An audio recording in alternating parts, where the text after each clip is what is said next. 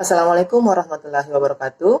Perkenalkan, saya Idris, mahasiswa Universitas Negeri Makassar, Prodi Bimbingan dan Konseling. Nah, bertemu lagi dalam layanan klasikal pada kesempatan kali ini. Tapi sebelum itu, saya ingin bertanya, bagaimana kabarnya semua hari ini? Yang pastinya baik ya. Nah, pada layanan klasikal kali ini, kita akan mengambil tema yaitu kesulitan belajar siswa. Nah, di mana layanan klasikal ini akan berjalan selama 2 kali 45 menit. Jadi selama rentang waktu itu diharapkan kepada peserta didik atau adik-adik sekalian untuk menyimak dengan baik agar dapat mengetahui tentang apa saja penyebab kesulitan belajar yang kita alami, serta mampu mengidentifikasi hal-hal apa yang harus dilakukan, serta dapat merumuskan apa yang nantinya bisa dilakukan agar dapat mengatasi kesulitan belajar ini. Nah, kan pasti banyak dari adik sekalian yang mengalami kesulitan belajar, baik itu di sekolah maupun di rumah. Tapi juga pasti ada yang bertanya, untuk apa sih mengetahui kesulitan belajar yang kita alami? Nah, di sini penting mengetahui kesulitan belajar yang kita alami agar dapat mencari cara atau solusi yang lebih efektif, yang sesuai dengan gaya belajar kita. Nah, di sini pada kesempatan layanan klasikal kali ini, kita akan membahas tentang hal itu, tentang apa itu belajar, tentang konsep belajar, serta bagaimana cara mengatasi, serta faktor-faktor apa saja yang dapat menyebabkan kesulitan belajar yang kita alami. Nah, diharapkan pada peserta didik untuk duduk dengan tenang dan memperhatikan penjelasan pada video berikut ini. Langsung saja Halo, pada video kali ini kita akan belajar bersama-sama tentang kesulitan belajar.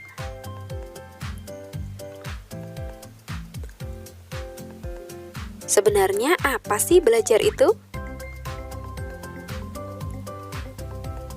Belajar itu, kalau menurut Irham dan Novan di tahun 2013, belajar merupakan proses untuk memperoleh pengetahuan dan pengalaman baru yang diwujudkan dalam perubahan perilaku karena adanya interaksi individu dan juga lingkungan.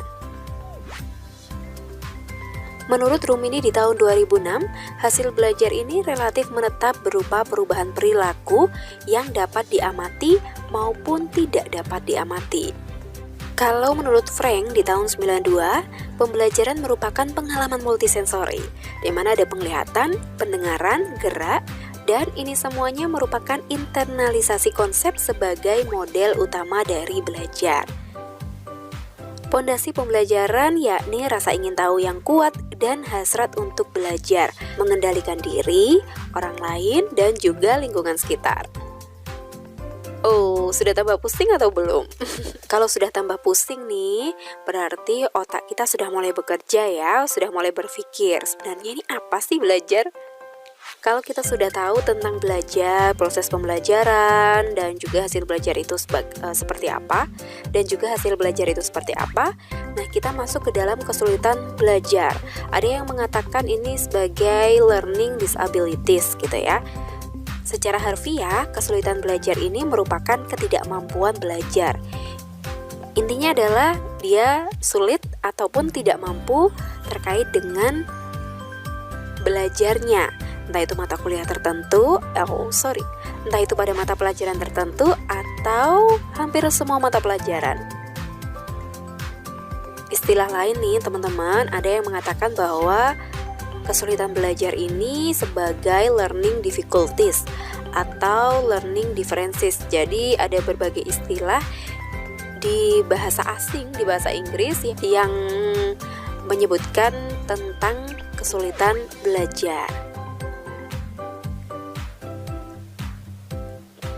Learning disabilities atau yang saya singkat LD atau kesulitan belajar yang sedang kita bahas di video kali ini merupakan gejala neurologis, yakni perbedaan fungsi dan struktur otak yang berdampak pada kemampuan seseorang dalam menerima, menyimpan, memproses, menerima kembali, dan mengkomunikasikan informasi. Learning disabilities atau kesulitan belajar ini juga dapat diartikan sebagai suatu gangguan dalam satu atau lebih proses psikologis yang mencakup pemahaman dan penggunaan bahasa ujaran atau tulisan. Beragam bentuk kesulitan yang nyata dalam aktivitas mendengarkan, bercakap-cakap, membaca, menulis, menalar, dan atau dalam berhitung. Ini menurut Hamil di tahun 81. Kalau menurut ACCALD, Association Committee for Children and Adult Learning Disabilities, learning disabilities ini merupakan suatu kondisi kronis yang diduga bersumber dari masalah neurologis yang mengganggu perkembangan kemampuan mengintegrasikan dan juga kemampuan bahasa verbal ataupun nonverbal.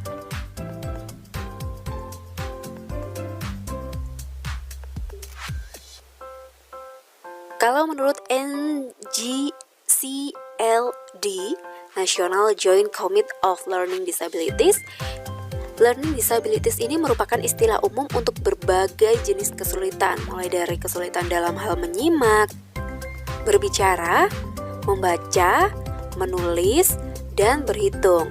Tetapi teman-teman, di sini bukan karena mereka yang kesulitan ini ada kecacatan fisik atau mental atau faktor lingkungan begitu ya.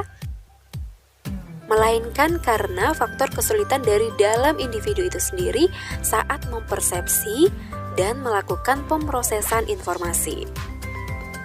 Menurut Weiner di tahun 2003, kesulitan belajar atau learning disabilities ini merupakan sebuah kondisi di mana anak dengan kemampuan inteligensi rata-rata atau di atas rata-rata, namun memiliki ketidakmampuan atau kegagalan dalam belajar yang berkaitan dengan hambatan dalam proses persepsi, konseptualisasi, berbahasa, memori, serta pemusatan perhatian, penguasaan diri, dan fungsi integrasi sensori motorik.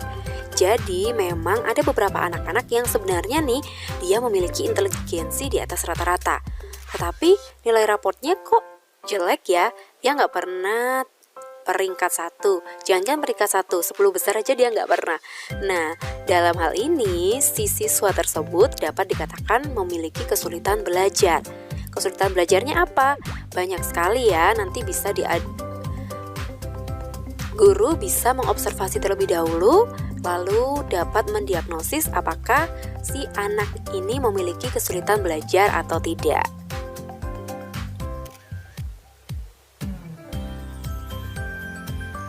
Terkait dengan klasifikasi kesulitan belajar, ada kesulitan belajar tentang perkembangan, di mana ini pra-akademik, dan juga kesulitan belajar akademik.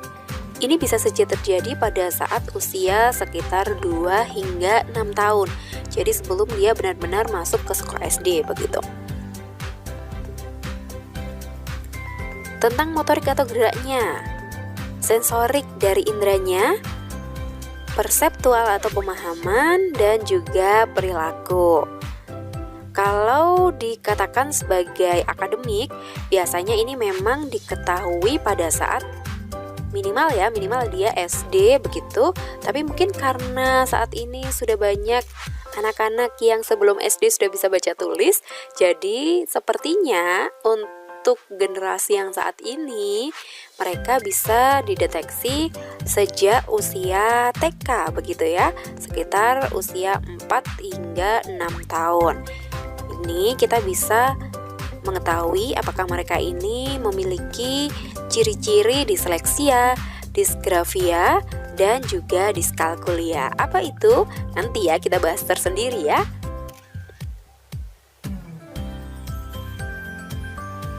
Ada juga yang mengklasifikasikan kesulitan belajar itu dari dua ini ya teman-teman, developmental learning disabilities dan juga kesulitan belajar secara akademis. Untuk developmental learning disabilities ini tentang perhatian atau yang sering dikenal dengan attention disorder, tentang memorinya atau ingatan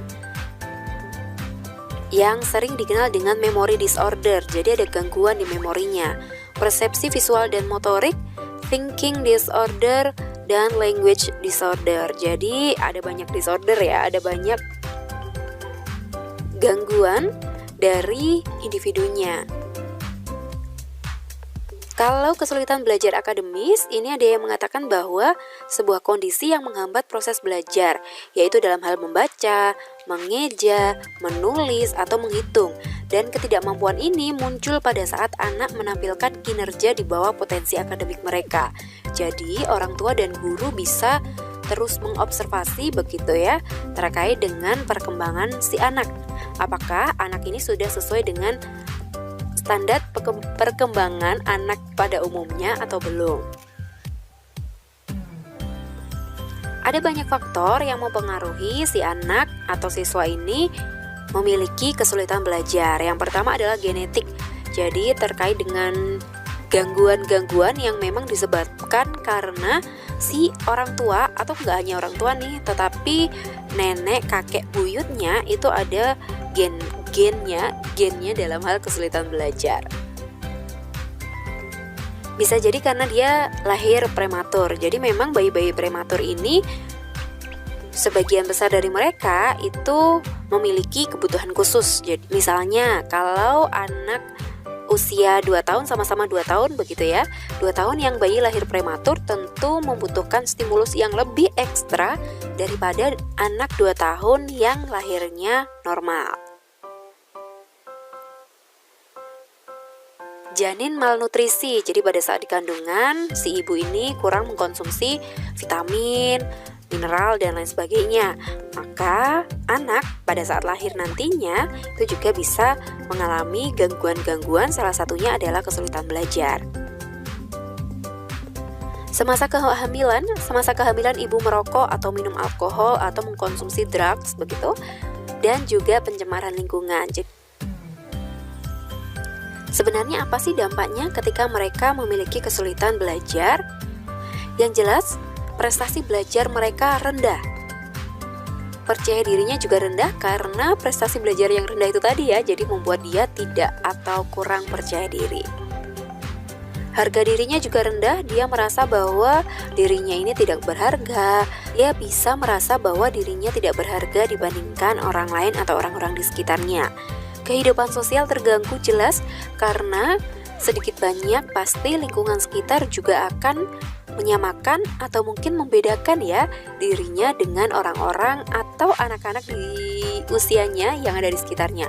Misalnya, si X ini loh selalu ranking 1 misalnya begitu, kok kamu nggak bisa sih? Atau perbandingan-perbandingan yang lain yang membuat kehidupan sosial dia bisa terganggu. Dan ini juga dapat menimbulkan gangguan perilaku. Banyak sekali ya gangguan perilaku. Teman-teman bisa searching di Google tersendiri terkait dengan gangguan perilaku. Oke, terima kasih. Sekian dari saya tentang kesulitan belajar.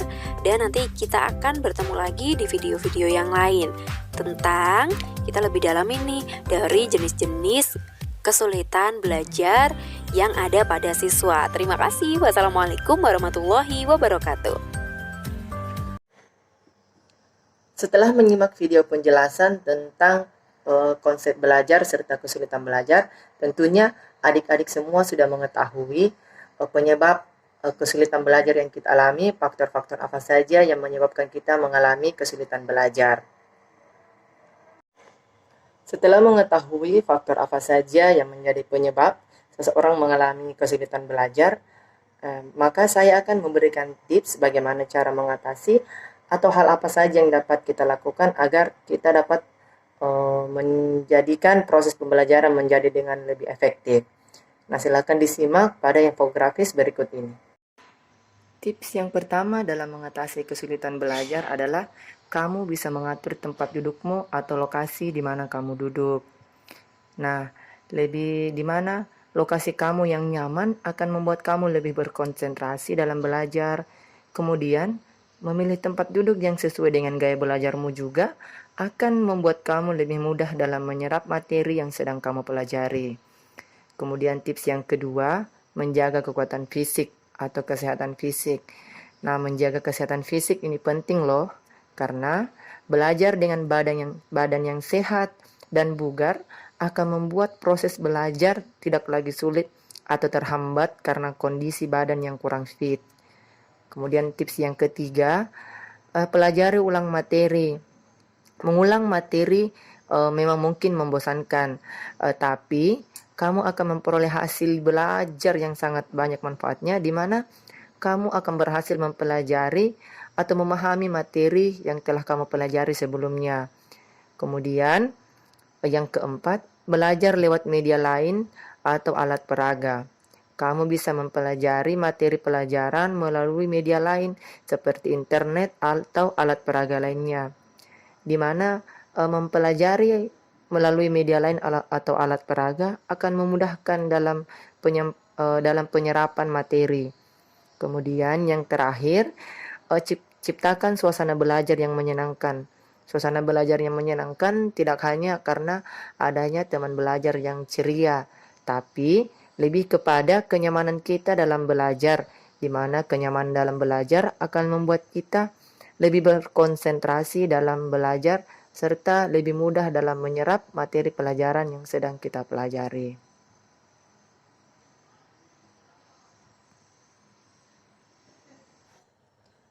Setelah menyimak penjelasan dalam video tadi, yaitu tentang konsep belajar, apa itu belajar, tentunya adik-adik sudah mengetahui faktor-faktor apa saja yang dapat menyebabkan kesulitan belajar pada diri siswa. Terkait dalam hal itu, mungkin ada dari adik-adik sekalian yang ingin mengajukan pertanyaan agar lebih jelas.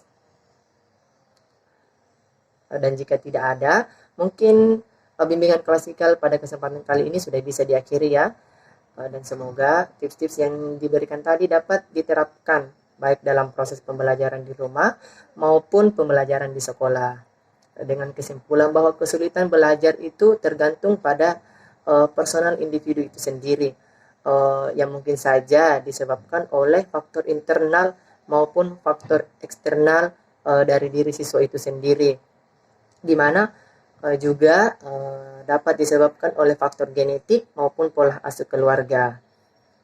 Demikian bimbingan klasikal pada kesempatan kali ini. Sekian dari saya. Wassalamualaikum warahmatullahi wabarakatuh.